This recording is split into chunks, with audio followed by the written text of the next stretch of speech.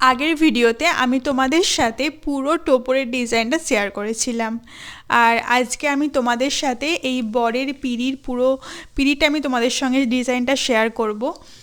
সানায়ের ভিডিওটা আমার নেওয়া হয়নি, কারণ আমি একটু তাড়াহুড়োয় ছিলাম। আমার প্রপার যেখানে বাড়ি বলতে পারো কামারপুকুরা জয়রামবাটির মাঝখানে। আর হচ্ছে সেদিন ছিল মায়ের জন্মতিথি। এত কাছে থেকে মায়ের কাছে যাব না তা কি কোনো দিনও হয়, তো সন্ধে হয়ে যাচ্ছিলো, সেই জন্য আমি একটু তাড়াহুড়ো করে সানায়ের ডিজাইনটা করেছিলাম, আর মাথা থেকে আমার ভিডিও করার কথাটা একদম ভুলে গিয়েছিলাম। লাস্টে পুরোটা কমপ্লিট হওয়ার পরে আমি একটুখানি ক্লিপটা নিয়েছিলাম। মায়ের মন্দির থেকে আবারও বসে গিয়েছিলাম এই সাইডের ডিজাইন কলকাগুলোকে করার জন্য। পুরোটাই আমি আমার মতো করে করার চেষ্টা করেছি। কেমন হয়েছে অবশ্যই জানিও, আর তোমাদের যদি কারোর কোনো সাজেশান থাকে এই ড্রয়িংয়ের বিষয়ে অবশ্যই আমাকে বলতে পারো, তো নেক্সট ভিডিওতে আমি সেটা করার চেষ্টা করব।